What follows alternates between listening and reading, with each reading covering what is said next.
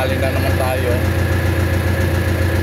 Ngayon ay kailangan kumita para makaboundary at may pambili naman tayo ng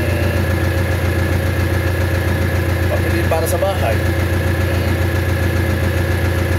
Kailangan lagi tatawag sa Diyos, magpasalamat para layo ka sa aksidente, disgrasya, tsama ka kaaway, walang magalit sa'yo. Masarap pumiyahe pag lagi kang swerte, laging puno. Yung oras kasi ang biyahe namin ang oras namin ang biyahe namin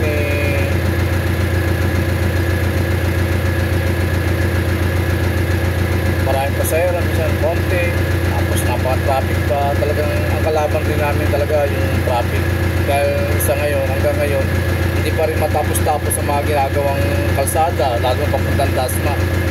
May mga kalsada pa rin na ginagawa, kaya mahaba ang traffic, kaya inauubos rin ang oras namin sa biyahe.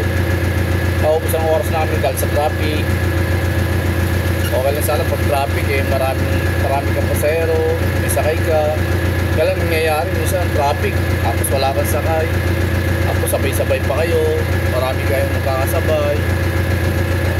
Yun ang nagiging saniri ng konti ang pasahero, dahil para pag nauna ka at may traffic, sa'yo mapupunta pasahero. Ito, samahan nyo ulit ako, babiyahin na ulit ako ngayon. Balik ko na naman ito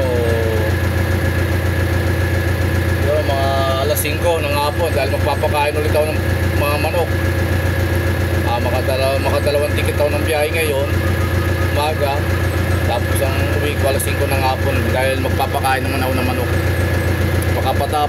Makapakain sa manok, magpahinga, inom ng kape, tapos biyahe ulit. Ang uwi ko naman ay siguro mga alas 8, alas 9 ng gabi. Guys, biyahe tayo at may nag-aantay sa akin, dahil nangiram mo kasi ako ng jack i-ching-ching. Dahil isang gabi naplatan ako, yung dalawa kong jack, pagagawa ko ayaw gumana. Mabuti na lang dumaan yung kaibigan ko si Ching-Ching, pinahiram ako ng jack.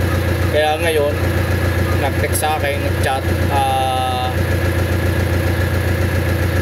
kailangan draw niya ang jack. Ako naman nag-chat na rin ako, nag-reply ako sa kanya na ibabalik ko sa kanya ang jack ngayon, mag-aantay sa akin. Kaya guys, alis na ako, biyahe na ako. Bye!